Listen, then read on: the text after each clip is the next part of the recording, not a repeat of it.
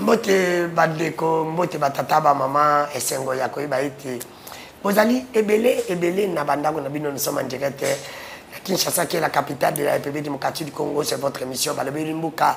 Cette émission souvent présentée par moi, votre humble serviteur Ndeko Danou Kefula. Molobeli a peuple l'homme de Bosolo pe Bosimbo, l'homme de Bokomesa, la merci l'équipe technique au bassin la casotte que tout le monde en a.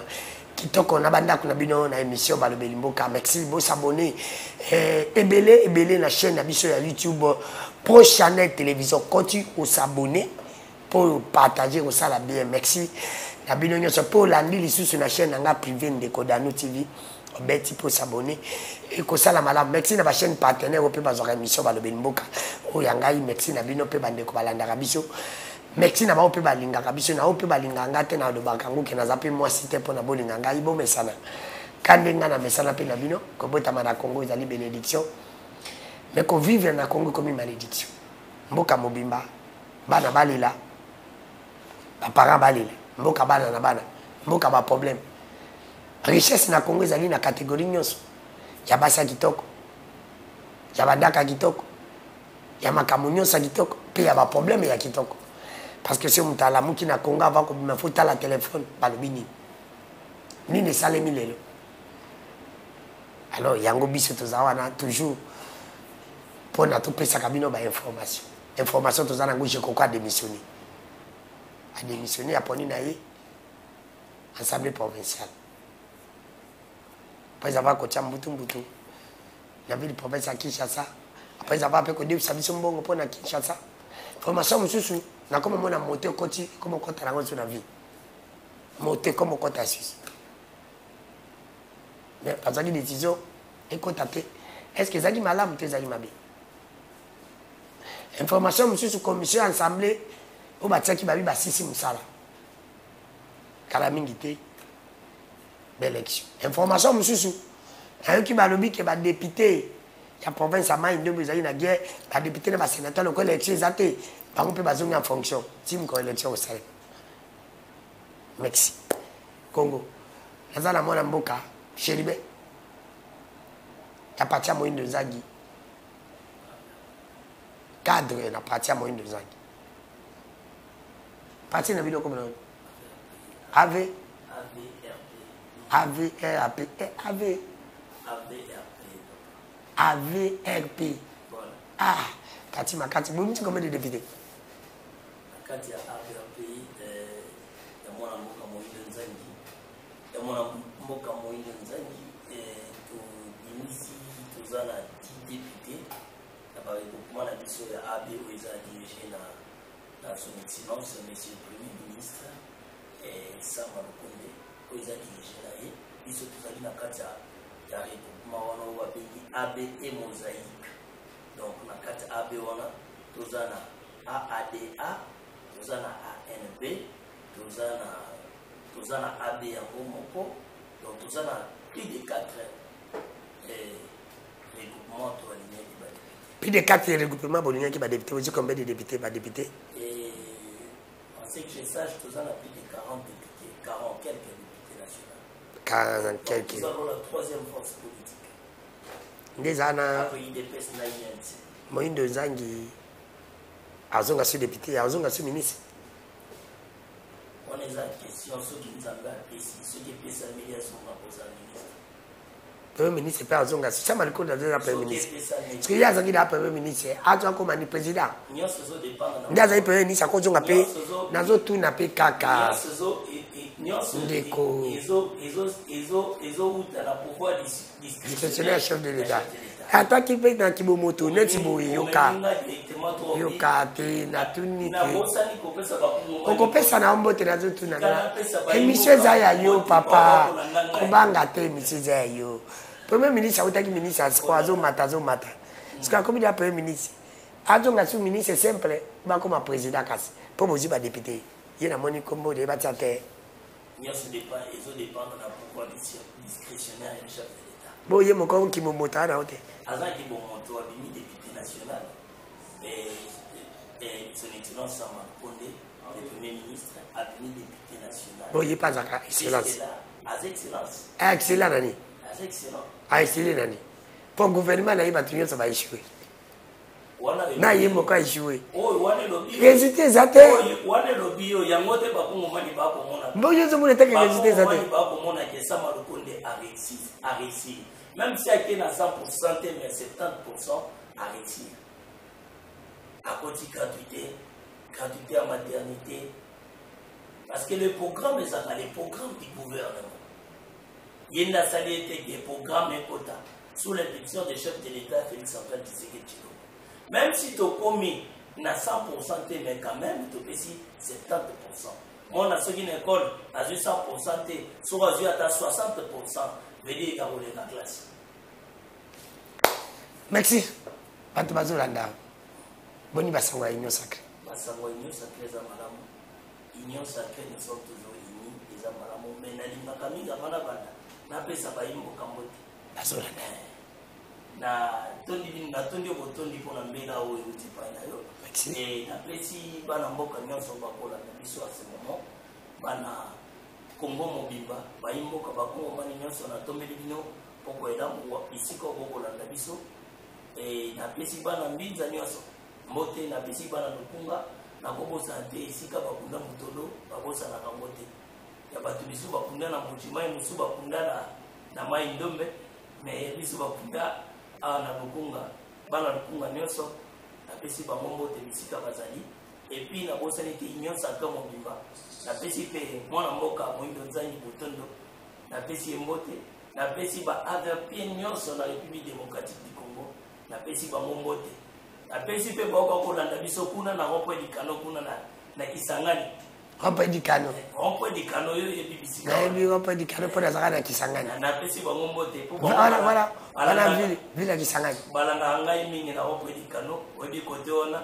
nolo ya étoile filante balanda mingi na pesi bango pe mbote na tomeli bango zamona Kisangani naza congolais naza congomani natambola partout na tuni na ngaka neti ngai naza congomani mais nazamona mai ndomi ngasko na mwana Kisangani te na akino pona tango beti marambaro pe dikano mona hôpital mama Oliva tongaka 51 otona nyoso tuna yebi Kabondo nazamona mbinza Kabondo na yebi tu ngana nazamona mbinza ezaka na neto tambola kao e babungo tambola mission c'est par là que nakenda Kisangani depuis to kenda machine depuis to kenda bojimai depuis to kenda kambandaka merci ndeko na bengi yo to sola masolo ya mboka obi ke ba pekisa ki bana moto ba kota vie et na comme mona ba moto comme kota est-ce que décision ya ko pekisa bana moto ba kota vie pona yo yaki malam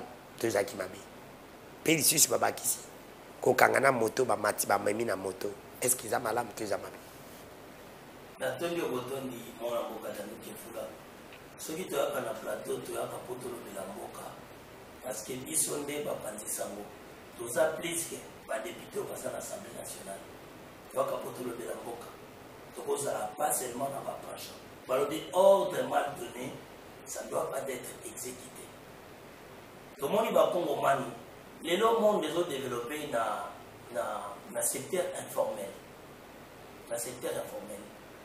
Dans le monde entier, même dans les États-Unis, partout dans le monde, il faut que les jeunes entreprennent. Commerce, moi affaire, parce que l'État n'a pas la possibilité, il y a un peu ça, surtout misala. Même si on est na Ghana, même si on est na Ouganda, même si on est na Burundi, même si on est na Kenya. Sur le monde ouest africain, il parle beaucoup plus de business. De business parce que l'État actuel, pas seulement à Congo, a la possibilité de faire sa bâtonnière aussi ça doit chômage. C'est la raison pour laquelle l'État encourage le libre entrepreneuriat. Maintenant, en tant que gestionnaire, parce que nous avons le libre entrepreneuriat. Le libre entrepreneuriat et permet à Kabadjen d'entreprendre pour l'État, d'autre part. Parce que dans nous qui est fou, la souris de loi a sali, par exemple, chaîne de télévision, tu as dit qu'à cause de moi, 4-5 journalistes à engager arrêt de taux, il y a chômage. Et ça, les gens qui ont dit que bande ko yawewa bazana musalate ba créer moi ba likablo na bango eza ko la entreprise personnelle eza moto parce que ba moto ne permettra bango balesa ba foyer na bango balesa ba famille na bango parce que l'état peut engager batonir sur tout. Même pas na Congo, même sauter dans le pays, sous l'État pour engager batonir sur tout. Il faut qu'il y ait des privés. Moi je pense que décision au Bapesaki, yako bapawe babako ta ville, il faut avant toute la décision photo analyse ça. De l'autre on a la difficulté à transport ya kokoma na banda pour la mission.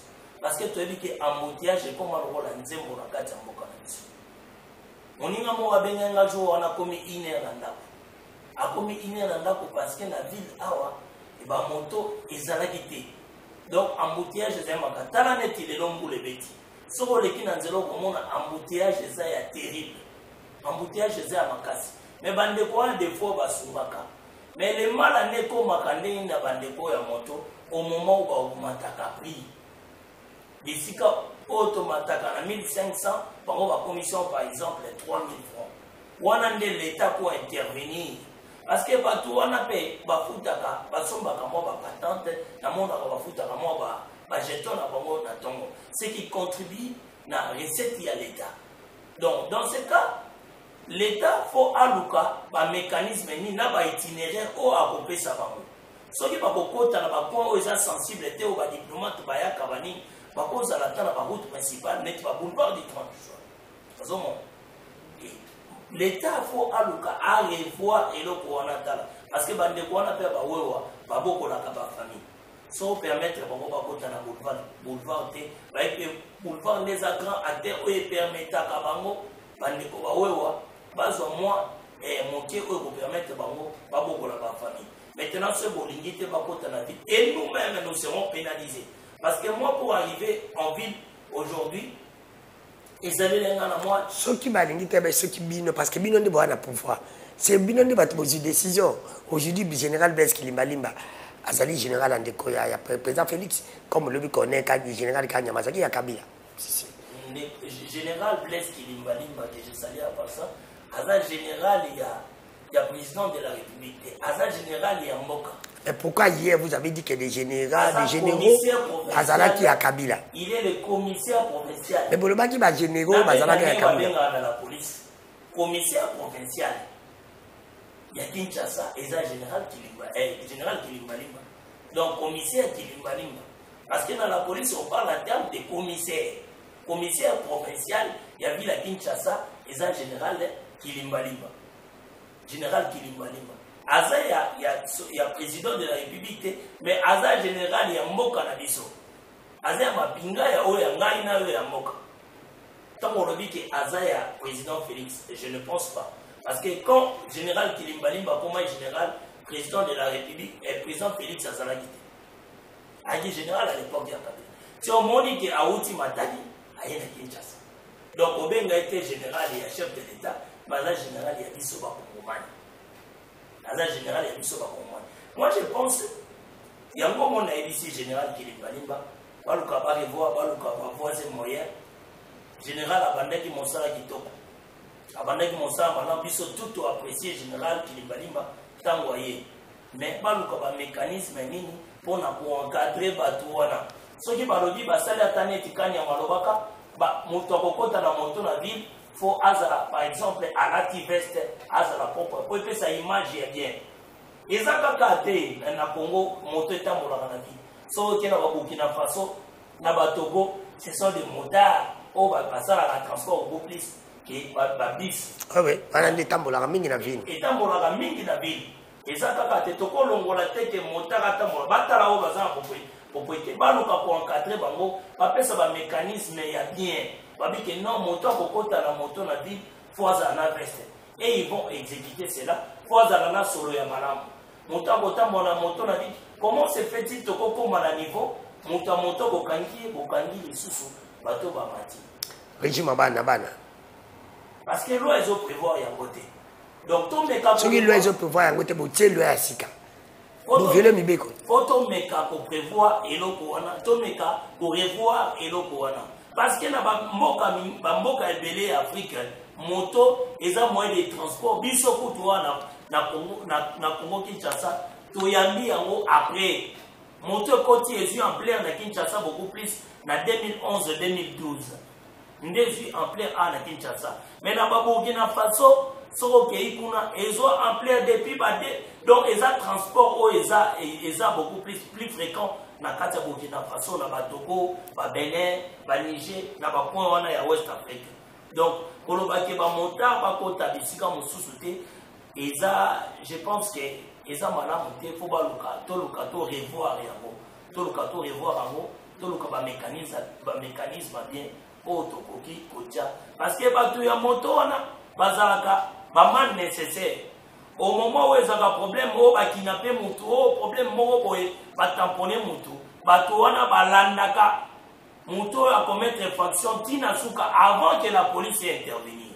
Donc je pense que inspecteur provincial et la police général Kilimbalimba tokosenga oluka moi pour revoir ouais bana continuer moi muke ba décision au besoin qui peut permettre baninga ba se retrouver pour ezali ne to benga ka mosala na bango peut permettre ka pe bale sabana batuna batu bazana itinérance so babulaka kuna na bibwa côté ya pasa bazana nzela na bango bakendaka mais bato bamesana na Gombe boluka moi ba mécanisme nini pour permettre ete bato moto baluka ko accéder mais tout yako yebisa bango kotalisa bango ete bakokota vili baza sanité te fo baza la propre pour epesa image ya bien en mboka.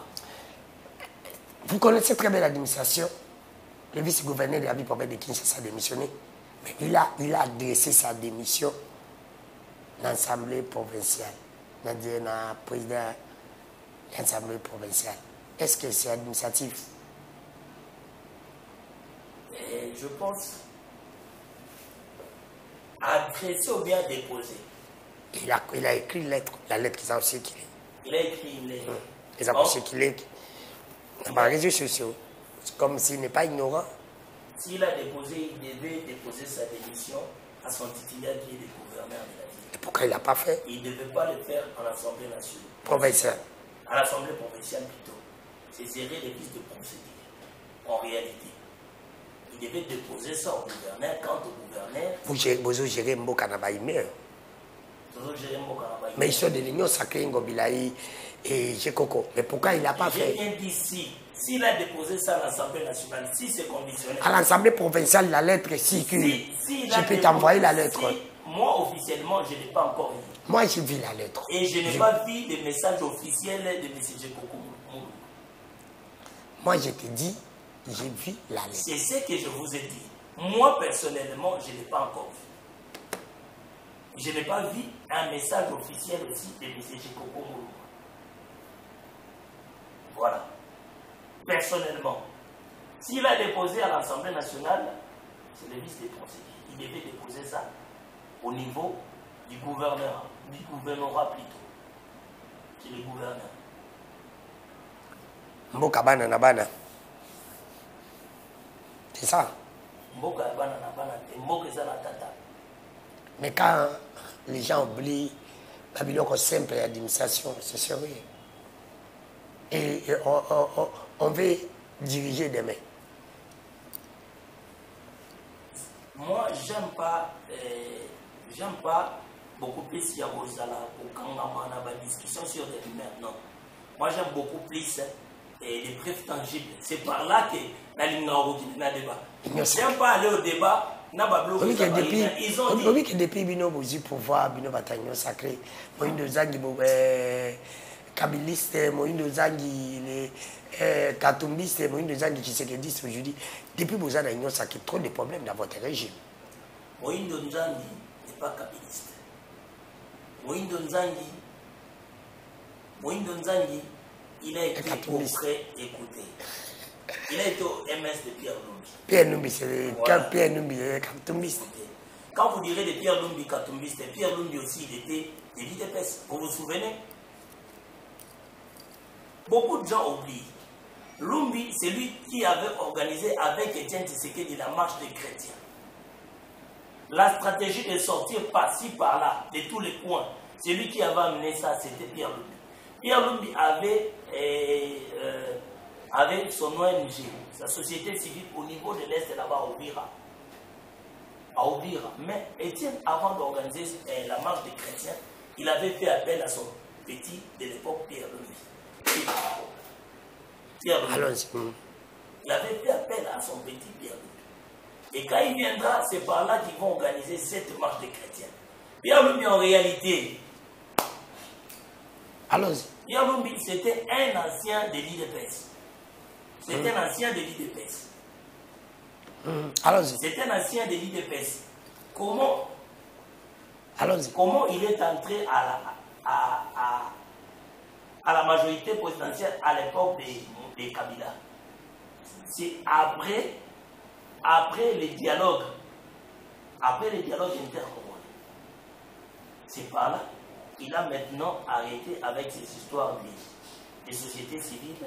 Il a maintenant créé un parti politique qui s'appelait les MSR, l'ISAM. Il a créé qui MSR.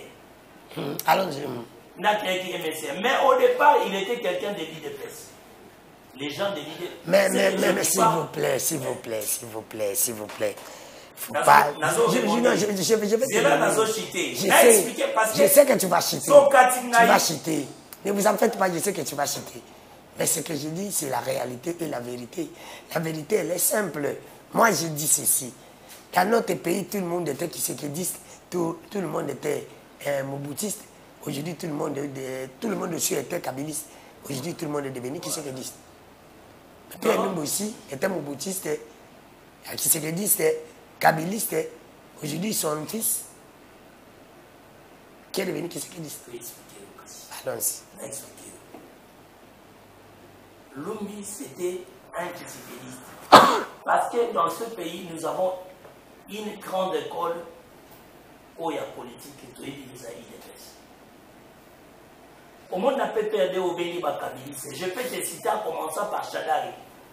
Il était un membre de l'IDPS. Vous direz que Mende était kabiliste, mais Mende, auparavant, il était de l'IDPS. Mais par la suite, il est allé au PPRD. Dans ce cas, tu vas l'appeler que c'était un kabiliste. Non, ce n'est pas ça. Chacun est libre de choisir son camp. Moïse Nzangi a œuvré auprès de Pierre Lumbi. Il a œuvré auprès de Pierre Lumbi au Congo. Et à la création de l'ensemble pour la République, il faisait partie.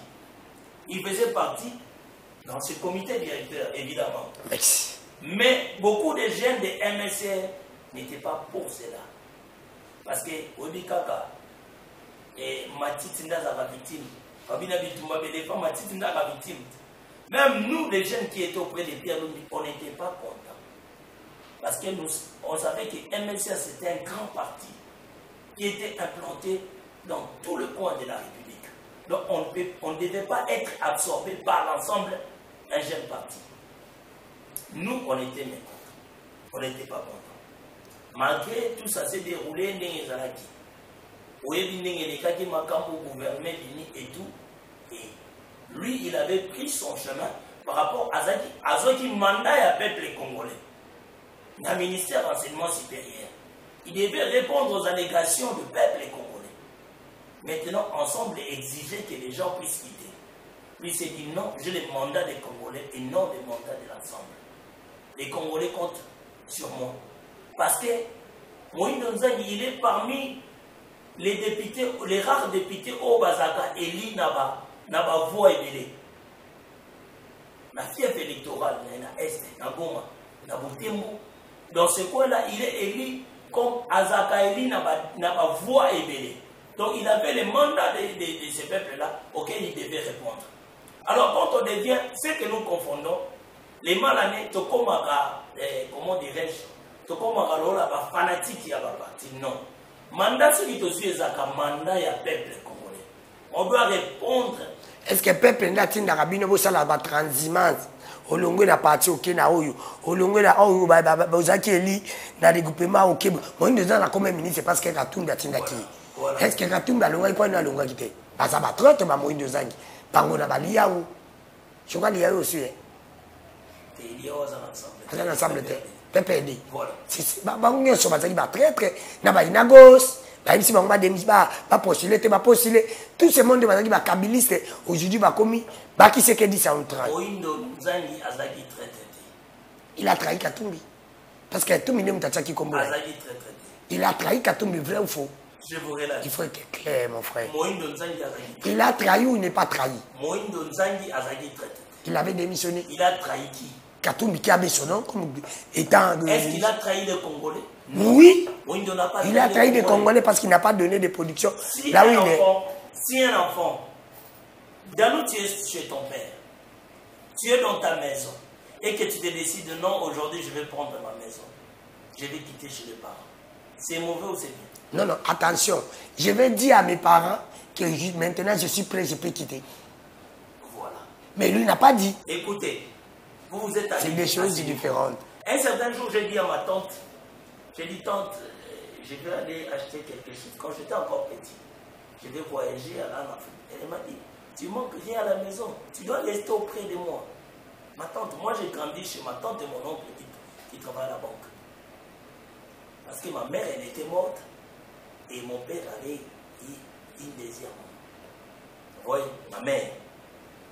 Et j'étais allé chez ma tante parce que ma tante m'aimait beaucoup. Mais quand je dis non, je dois aller quelque part pour faire ça, elle m'a dit non, faut-il qu'à là. Tu manques rien chez nous, tu dois rester. Tu vois. Mais sur le quitté, et ça m'a bêté. Qui dit que je sais n'a pas tort? Qui dit que je ne sais pas s'il n'a pas tort? N'a pas tort non plus. N'a tort, c'est lui qui dit qu'il sait alors qu'il ne sait rien. Voilà. Alors que, mais l'autre, Moïse de Zanga, tort. Lui n'a pas tort. Il n'avait pas eu la bénédiction de Katumbi. Non, non, non, non, la bénédiction de qui? De Katumbi. Lui, il a quitté Kabila, il avait la bénédiction. Non, mais non. Alors, si Katumbi avait quitté Kabila, sans avoir la bénédiction, lui aussi doit le faire. Les mêmes causes produisent les mêmes effets, tu ne le sais pas? Ah, merci. Voilà. Merci. Ok. Merci d'avoir découvert ce matin qu'on a d'habitude. Nous allons avoir un bouc à chérir bien Katumbi. Qui est mon invité? Ndeko Moindo azwa ki nzela na ya kosala AVRP. Biso pe tolingaki asala AVRP parce que biso tozalaki na idéologie ya Lumbi. Idéologie ya Lumbi na ya ensemble ezalaki kobala na penza te. C'est la raison pour laquelle nous avons bien voulu que nous ayons l'AVRP. L'AVRP, nous qui sommes des patriotes.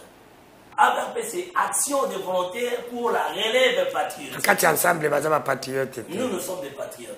Je n'ai pas parlé de l'ensemble, je ne suis pas venu faire l'apologie de l'ensemble. Je suis avec Moïse Nzangi, mais j'ai débuté la politique à l'IDPS. Je suis un ancien combattant de l'IDPS depuis 2003. J'étais sur terre. Nazaki combattant. Ma vie est belozo au monde, ma vie est pour moi. Ils me connaissent. Ma vie est petit au Soudan.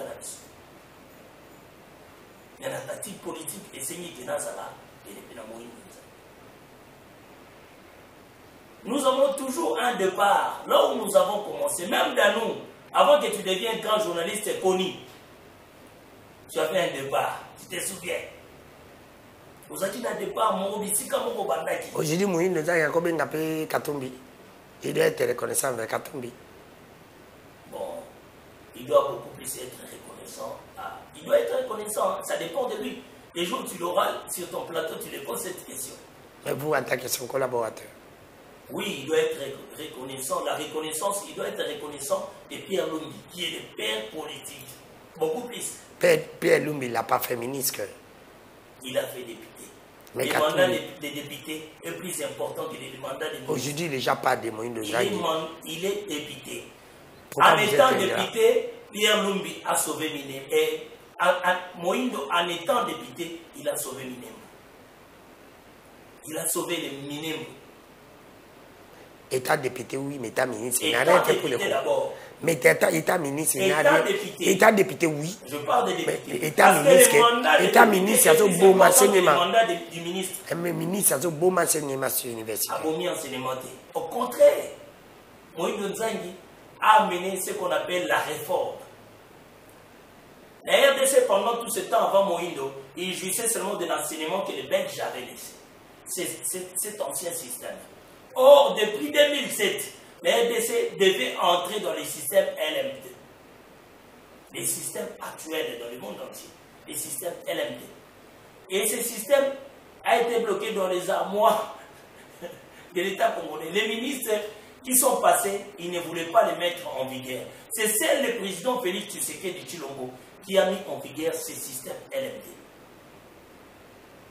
C'est ça le fruit du travail de Moïse Nzangi.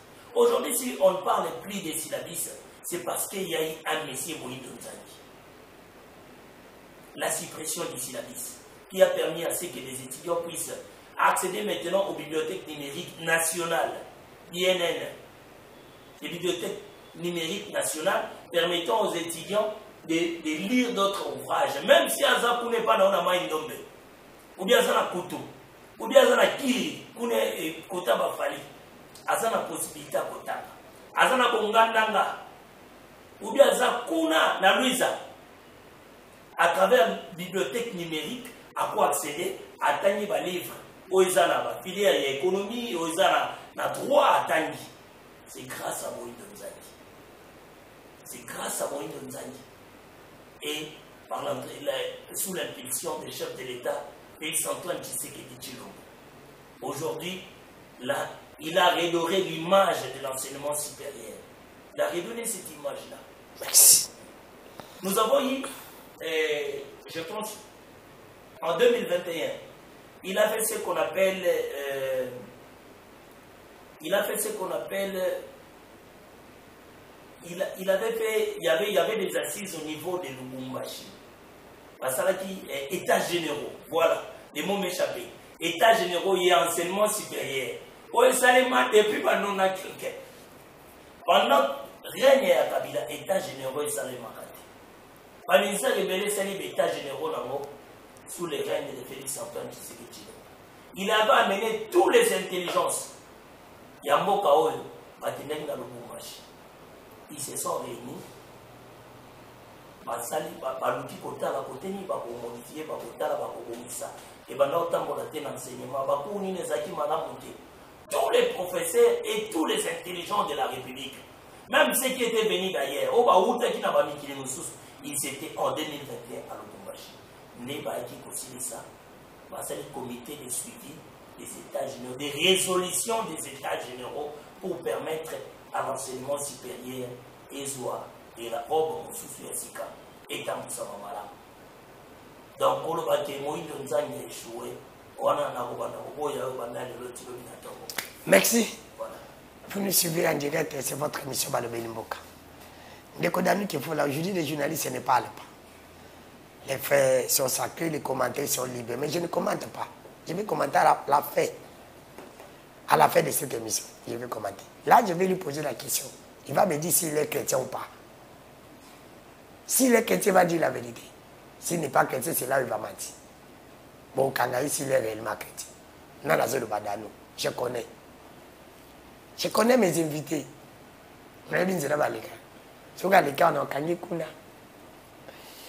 Merci. Merci, je profite de cette occasion pour nous remercier à mon amour même ceux qui ont des problèmes dans la vie personnelle. Bon, mais Makango, à niveau de Mbokate. Mboka où ils ont Congo. ABC administratif, il faut qu'on y ait bango. Si on y ait bango, c'est ça la caméra.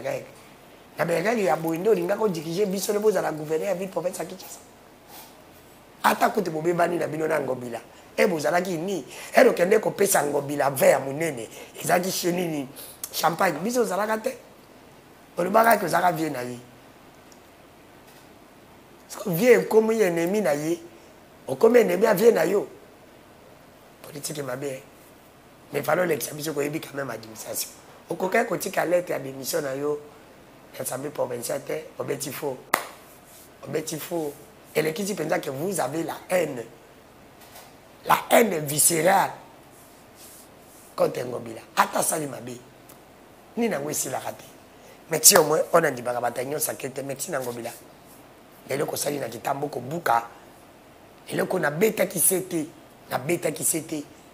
Na quartier Salongo au Bangai Batonga station nego pesi ordre babuka yango félicitations peli sous station ma campagne na place en face à ML nego pesi ordre babuka ko félicitations bana kitambo to boya ki yango c'est comme yo kabengo bila mais vous la faites d'initier ce commencement au bande au sala bolam na pe vous allez ka poser la mona débit au comité tiens intérêt fallo sala mona débit bon attends là une minute. Je ne peux pas aller à la vie. Je ne peux pas bon. Bon, mais il faut que ça la vidéo qu'on a débit. Merci. Ah, au sali malam na lobiti. So sali mabe na lobaka. On a dit baka batanyo sakete. On dit quand même ngobila. Ah oui. Ya kitambo na loba yi place wana makasi oui ba oui place wana. Sozo kita côté ya mosquée banga quartier Salongo banga ba station place wana. Voilà. Na eme na ngambo station makapai ba continuer ba pesa ba libane ba tonga ba magasin. Régime na bino bitonga tonga.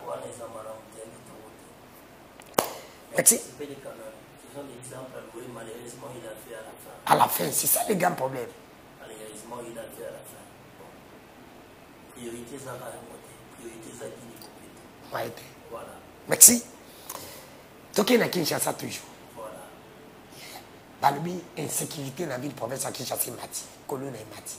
Est-ce que c'est l'incompétence? Il y a un gouvernement provincial. Oui, c'est l'incompétence. Il y a un ministre sur un terrain provincial. Et c'est l'incompétence. Il y a un commissaire provincial. Où c'est l'incompétence? Il y a un gouvernement central et un ministre intérieur. Parce que Kinshasa, c'est la capitale. Et sécurité au Ibango. Parce que Balobi, et ça fait problème. Il y a SNEL. C'est l'incompétence. Il y a DG de la SNEL, mais c'est Lucinde qui a reçu même des communicateurs. Pour l'Europe, ça va raison. Il y a SNEL. Que SNEL a un problème. Est-ce que SNEL aussi a la base pour l'insécurité avec le province? Parce que le problème en courant, c'est presque partout. Vous avez 10 minutes pour donner les arguments.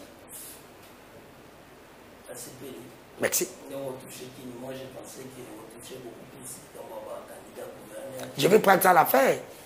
Je ne peux pas te poser la question, pas ça. Les Koulouna, les amis, la Kine, oui. Mais il faut voir que le pouvoir est décentralisé. Nous avons des gouvernements provinciaux, nous avons des inspecteurs provinciaux de la police, hein? Nous avons des services de renseignement provinciaux qui gèrent Kinshasa. Parce que les services de renseignement national, là c'est pour AG, c'est lui qui coordonne tous les services de renseignement. Mais il y a une partie où ils ont pour la ville à Kinshasa.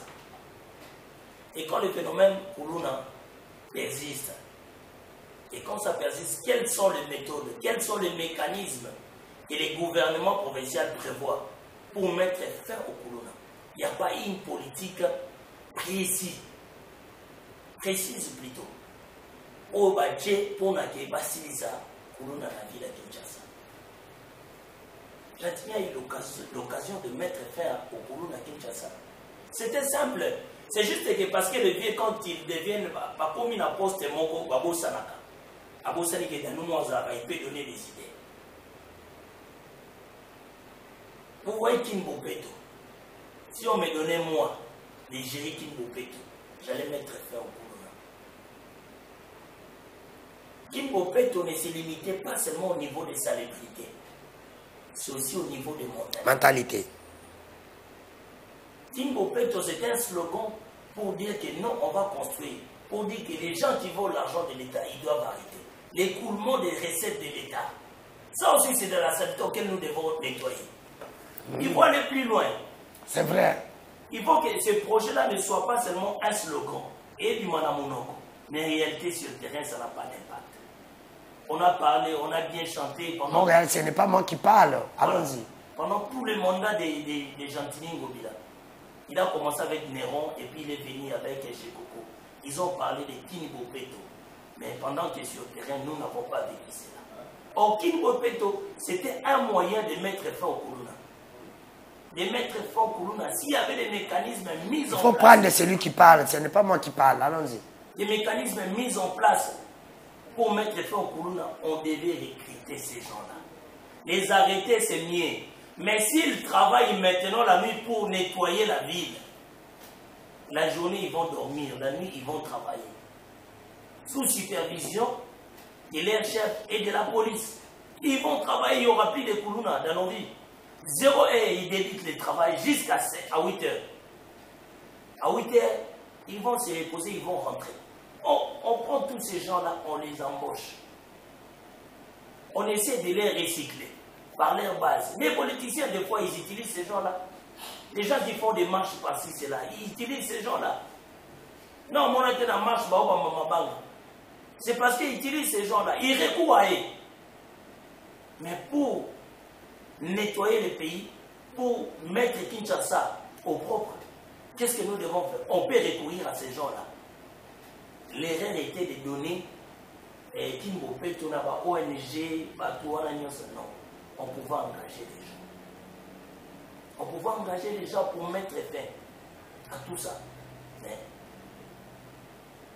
Lelo, Kuluna, et comme on m'a dit, quoi où ils ont quitté, ils ont Kuluna, malgré les généraux qui nous ont dit, pour mettre fin à ça. Mais, ils ont. Seul mécanisme, seul moyen, c'est de leur donner un petit travail. Nous, en économie, on nous a enseigné en nous disant que il y a trois façons d'acquérir, trois moyens d'acquérir la bien. Soit par achat, soit on te donne, on t'offre, on t'accabelle, soit par la force. Parce que celui qui n'a pas, il va utiliser la force. Il va utiliser la force pour acquérir la bien. Et ils n'ont pas le pouvoir d'achat. Ils n'ont pas de travail. Qu'est-ce qu'ils vont faire? Bozalawana, Bakomi, moi, par la suite, moi, vous les la deuxième des choses, Koulou n'est commis ma casse pour l'effet de les médiatiser. C'est un canal de communication où il y a un mois rapide. Ozaki a Tolata Maputa, nos fils habillés très bien. Mais quand le film nigérien, le fait de regarder le film nigérien,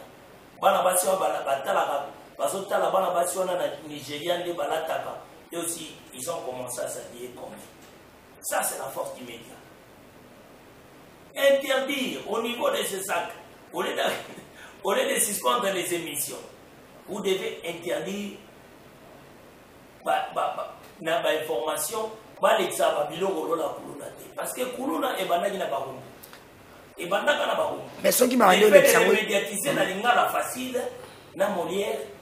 Kuluna Molière a pris et comment l'on a. Mais est-ce que Babylone n'est pas au salaire yango? Est-ce que fait que peut courir ça? Fait que misal les athées. Maintenant c'est vous qui êtes de l'union sacrée. Voilà, c'est ce que je faut maintenant comment on va faire pour finir. Nazo pe sa idée. Yango nazo pe sa idée. Et l'autre côté, la police les appréhende pour la même avant la casse, pas ça bilanga pour balayer ça va comprendre. Mais d'autre part, on doit créer aussi de l'emploi pour ces gens-là. Moutounion sauté à Bokena bureau. Les gens qui nettoient la vie, ils doivent commencer à partir des 23 heures. Tant on va la tête un journal, on va la fatiguer. On va la fatiguer. Le fait de les donner aux ONG, aux hommes, maman 60 à 70 ans, à comme la presse dans la balabala. Au monde en côté, il y a des journalistes de recherche. Maman 70 ans, comme la balabala. Pendant qu'il y a des jeunes qui n'ont pas de travail. Ne donnons pas aux ONG, nous avons des moyens pour créer ma plateforme et ma structure. Il fallait créer. Ils devaient consulter aussi d'autres jeunes. Les malanés, bien ceux qui ont postent. Il faut avoir des gens de bureau, des gens qui peuvent vous donner aussi des idées par rapport à ça. Il faut créer des structures, engager ces gens-là, parce que l'argent sort pour payer des ONG là. Il y a certains ONG où tu peux payer à la banque sous tout le monde, maman 60 à 70 ans, à comme la presse. Non, à comme la presse. Il faut prendre des jeunes qui ont la force. Ce sont eux qui doivent faire ce travail. Et à ce moment-là, tout est criminalité, égo-kita. Tout est pour nous, égo-kita. Parce qu'il dit que 23 ans dans votre boulot, attends, va foutre à $100, à ça célibataire. Ok, ça pour nous, il va se contenter de ces $100. Parce qu'il peut se catch, manger le pain, mon panzor, le bas en mois 10-25.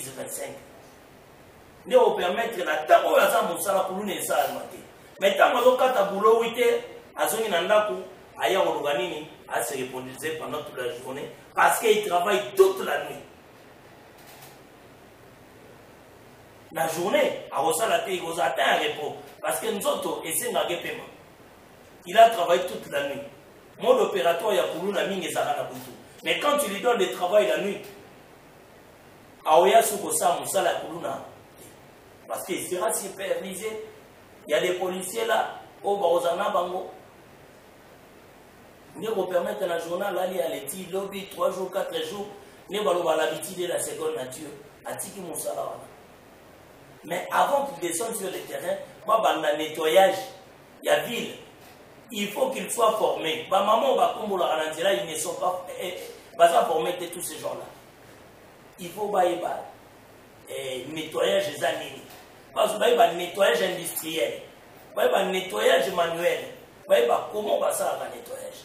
C'est comme ça que ça se fait. Appeler des experts qui vont former les superviseurs pour un nettoyage. Merci. Moi, je suis caché l'élection, il y a un gouvernement. Il y a un sénateur. Sur la copola, sur la kimouyibi, sur la tricherie dans le régime nabino. Tout le monde a signé notre dans les réseaux sociaux. Il y a une dynamique qui sauve le côté. Tout le monde a vu pour faire ça presque dans les réseaux sociaux.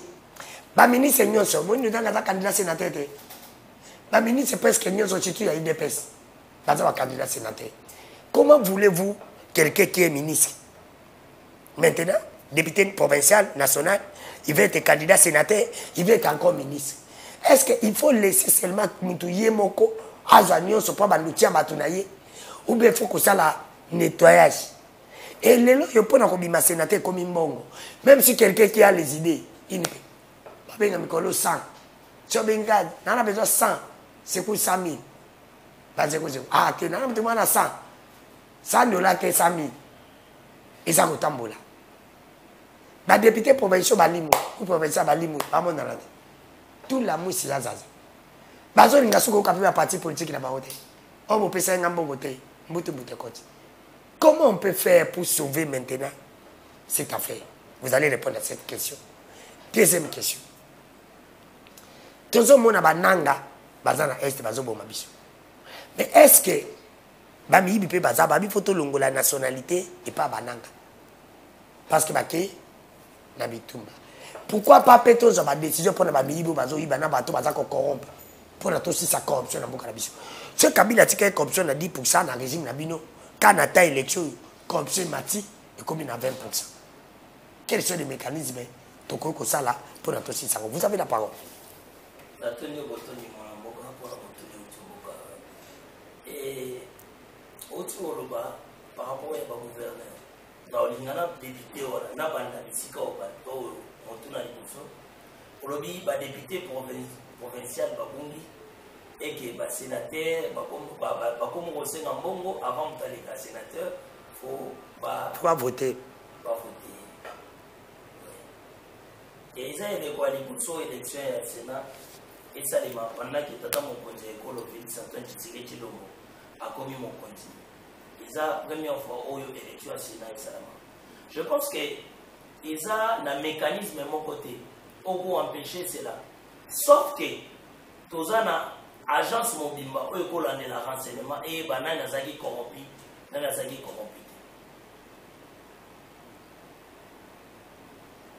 Allons-y. Anne Rizali, justice Rizali. Mécanisme a suivi la lutte contre la corruption paysanne. Tout le monde a dit que ils ont parmi les ministère de la justice. Nous avons pour empêcher. Nous avons vraiment agir à Baluka, Touro, Basala Makasi, pour les sénateurs, les candidats sénateurs, les gouverneurs. Anne Salamakasi, et la Bango, et Banana Korompagi, Nana Korompagi, et puis justice, et les Kanako appréhendés Bango. Parce que toko que les cas a été bato bazo ya ko corrompre mais biso mboka ezobeba mboka oyo eza mboko bakoko batiki la biso. Lumumba alobaki l'avenir du Congo sera meilleur. Dressons nos fronts longtemps courbés. Ndenge toyema na hymne national. Et maintenant na législature oya tata mokondi Félix Antoine Tshisekedi Tshilombo tolobi non corruption kolekate fraude kolekate. Année, na osena na aje, ba na bolandela vraiment élection au alalo. Ni balandela l'examen d'état. L'examen d'état oya, eza concours. Eza ba concours. O ebe bazosa na sene eza concours. Wa ko lekaliki wa ko pola apoli. Est-ce que aujourd'hui on a lu revoir les choses? On aura des bons gouverneurs. On aura des bons sénateurs. À Kinshasa partout on parle du Congo, on est congolais, on parle partout. À Kinshasa déjà, na profil ya bato na évité aux a déjà na moi 5 candidats déjà non non na profil comme candidat gouverneur toza na mwana mboka Diabanza mingi na ukika IDPS Diabanza toza na mwana mboka Deuka Songo toza na mwana mboka Mbambu IDPS toza encore na Chikoko Mulumba. Voilà, tous ces gens là moto moko ta un projet de société moko ta un plan d'action et développement de Kinshasa. Mais Babi le moment n'est pas encore venu. Voilà, bien sûr ils peuvent en parler dans les médias. Quand le président Alingaba il y a les carottes dans les médias. Babi attends, le moment n'est pas encore venu. Non, non, c'est nous les Congolais qui avons élu ces députés provinciaux. Nous devons le savoir parce que députés provinciaux, oh, il y a Bissou et Lukunga. Dieu merci, token de toye bise voter. À voter Mouto et parti Sengi. Oui, parti. Mais parti parce que parti pourquoi je te dis parti parce que je t'informe qu'à Kinshasa vous avez critiqué depuis que le gouverneur a eu à l'IDPS et que le vice n'a eu à MLC. C'est le parti. Voilà. Au Moni Babilo Corona. Ça tue aussi le développement. Parce que Moutabo a un profil à bien dit. A un plan d'action à développement Ville Kinshasa. Ville Kinshasa. Ceux qui ont voté les sous-bateaux musiciens. Parce que Kinshasa a été dirigé toujours par des gens qui sont chantés par des musiciens. Moi, je les appelle les musiciens. Est-ce que tu penses que Kinshasa, c'est votre régime? Non, non. C'est presque votre régime. Ils allaient battre Bélé, Baba Napoto, Baba Bango, Baba Bélé. Je connais personnellement des gens qui fréquentent beaucoup plus les musiciens. Mais ils ont besoin d'une union sacrée. Oui, non, non, pas seulement dans l'union sacrée. Mais beaucoup plus. Pas dans l'opposition, même pas président, pas parti, non, l'équipe à Nabino. Tu peux me citer même 10 de l'opposition. Écoutez-moi, pourquoi j'ai choisi d'être avec Moïse? Moïse est candidat député national, mais son Cyprien n'est pas son frère, n'est pas un membre de sa famille. Mais l'union sacrée, c'est Bélé. Il n'est pas candidat sénateur. Vous voyez, il incarne des valeurs qu'il a appris. Mais il a trahi Katumbi. Qui a fait de lui le ministre. Écoutez, il incarne des valeurs qu'il a appris auprès des personnes. Ce n'est pas des valeurs. Pierre Lumba était candidat sénateur. Il était candidat sénateur. Pierre Lumba était candidat sénateur, mais son Cyprien n'était pas un membre de sa famille. C'était un type là qui était là-bas, à Ovira. Vous voyez, il n'avait pas mis son fils. Mais beaucoup qui postulent aujourd'hui au Sénat, ils vont mettre leurs Cypriens, leurs enfants. Parce qu'il y a des gens qui ont amené l'Assemblée nationalité.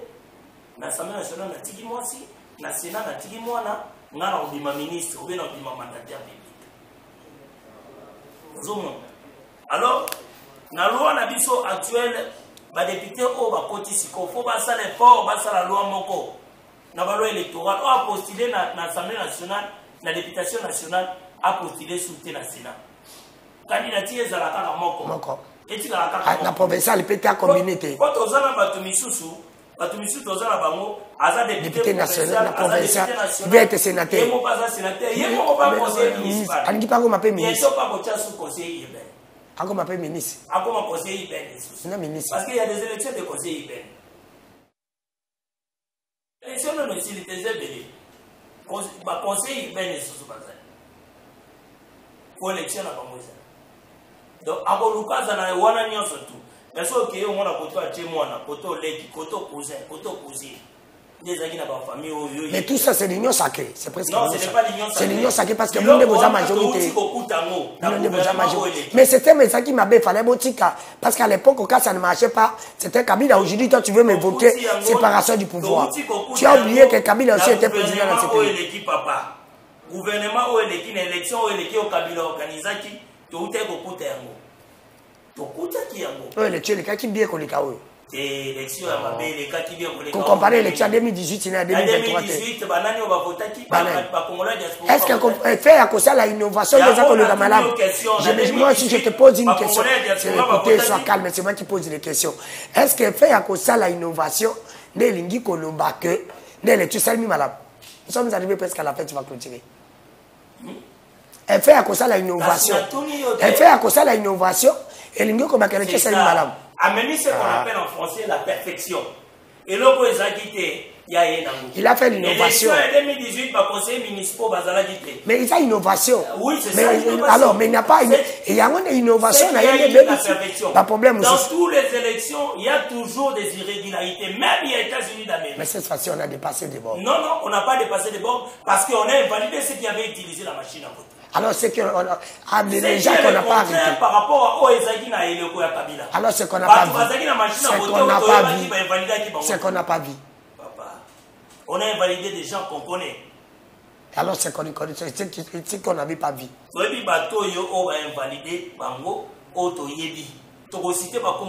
Alors, c'est que nous avons connu ce que nous avons vu. Avec tout ce qui est visible. Allons-y. David, pour ça qui chasse. Parce que dans mon plan d'action et développement à Ville Kinshasa. Diabazano. Bazate. Personnellement, ça n'engage que moi. Et je reconnais. Mon côté dans mon plan d'action, j'ai Coco a travaillé avec Ngobila. Gentili. Si Ngobila est lui aussi est chaud. Nasuka a tout le monde n'est sali ba propre à Bongi Selviso baron pour force kuna baron pour Willeri. Oui, il a bien fait. Mais les plans d'action de développement, il y a Ville Kinshasa. Vous savez, le gouverneur il peut créer l'emploi pour les Kinos. Les gouverneurs de la ville de Kinshasa, il peut créer l'emploi pour les Kinois. Mais les gens sont tentés de dire que la ville mérite un gouverneur comme de Okasongo. Non. Et de l'Union sacrée. Il n'a pas de plan d'action. Plan d'action, projet de société Nezanini. Visionnaire pour le développement de la ville de Kinshasa Zanini. Merci. Visionnaire sur le plan sur la création de l'emploi des villes des Kinois Zanini. Merci. Et ça c'est papa. Merci. Il n'y a pas, moi, tous ces gens-là, au Bazaba candidat, je ne vois pas quelqu'un qui va diriger, qui va mieux diriger Kinshasa. Merci. Et Zaka, Babouki Kotoyo, Balongoli Foulou, et Kinibo Peto, et ça a toujours ce slogan. Il faut mettre des personnes qu'il faut à la place qu'il faut. Merci. Moi, j'adhère d'ailleurs que le président de la République, Nabele Kokoya, doit voter soit population, à comment voter. Moi, je veux. Soit président de la République à Noma. Merci. Voilà. Ah, Mbokelengi, monsieur Komosila, Mbokelengi. Merci. Ngala senga modèle aba muyibi boy. Ngala sengi na pardon. Si tout biso na maindombe. Na yo ki ba bi kwamuto. Atu bazongi susu mobondo. Osi sana biso mobondo. Même ba député bazali ba fanda. Ba fanda la ba onkaka. Ata bo sese élection ta bo salicité. Bo tika ba fanda ba. Tana bezo ba élection kuna te bo si sana biso bitumba. Osi sana bitumba. Pena ko senga ba notable maindombe. Ezana ba ndeko ba uti ba yeba zo beta basket yawa. Bazola la libande ya maindombe. Équipe à basket ya maindombe. Bazana 7e ria.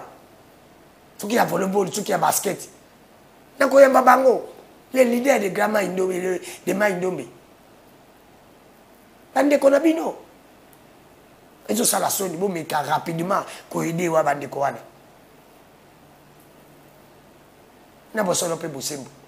Nazo le bantake mona maindombe. Bo meka ko aider bande ko wana. Émission za ko ya jikwana ko ya babango. Bomo na condition de vie baza ko vivre. Bande ko ba uti maindombe. À part le gouvernement provincial, il faut qu'il y ait une participation au championnat. Mais conditions de vie, pas à coller à la mabé, pas à coller à mabé. Tout le bateau. Bon, il a qu'à l'élection pour bimba, parce qu'il a pour bimba gouverner. Bon, ça l'a mis. Bon, il est là, il non, nous avons le bateau congolais. Émission prochaine, on va et si nous avons un problème dans Satan. Nzamba kokote là mais koza problème na nzambe to kokimela moi na nzambe ye ko luka bino ti na ti et monsieur si Gilme vous êtes chrétien là tout notre question mi balé on répondre là oui vrai ou faux qu'on réponde d'accord répondre là tout notre question tangela nga 3 ministres wario oyo yibi ke bakozonga ministre selon yo yibi pepe pa yibi 3 wario wario va travailler malam bato bakozunga o bazo travailler malam natangi moyindo nzangi liyaou José Mpanda voilà 3 wario José Panda ministre ya agriculture oui le baki on est de voler oui José Panda 3 tangilanga 3 ministres oyo bazana ba wario te bango bakozonga te babebisi komba ba wario 3 3 ministres baza ba warrior babebisi komba ba warrior bakozonga te ya liboso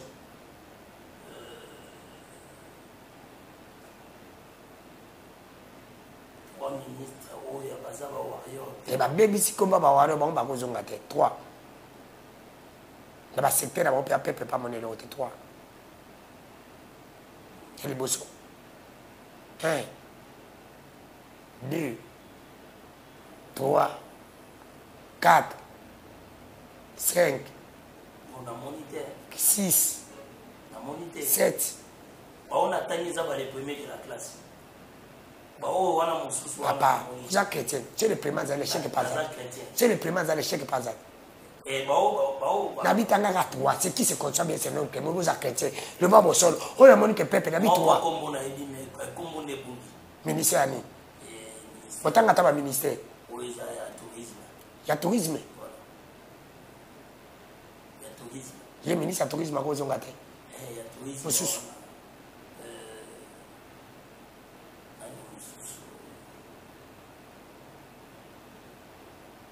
Tant que nous avons secteur, nous avons tout ça.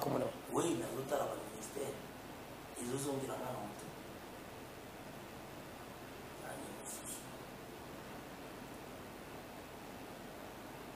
Parce que le tourisme, parce que le tourisme, écoute ça. Na lobi toi papa, ni nango boye. Ndeko dani ke pour la voix que tu bon tiki tie. Na police parce que autant au ministère ndenga na pesio ba nini. Toni mo ba. Peste. Donc voilà Toni mo ba. Ani susu. Toni mo ba ça va. Ni Toni mo ba ça va. Toni mo ba ça va. Toni mo ba ça va. Peter Kazadi. Intérieur.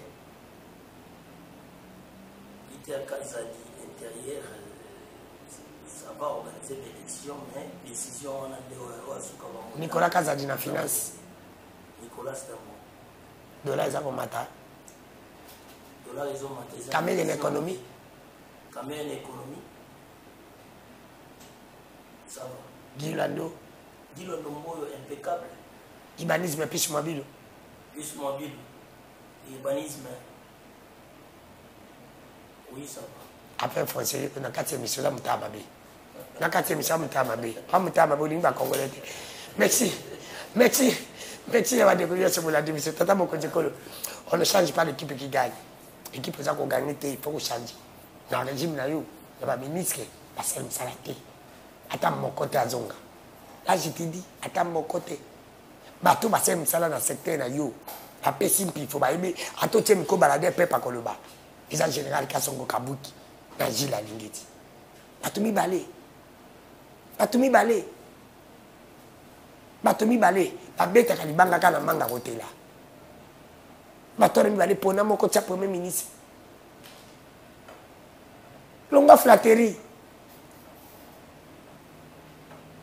Mon ami, il a fait ça comme résultat. Un bon joueur, à ça la différence de la maths. Quand on est un bon ministre, on donne des résultats. On a 4 émissions. On a un peu de makati. Il va congolais. Le urbanisme, il va pas coller là. Yo. Merci, monsieur Dadou.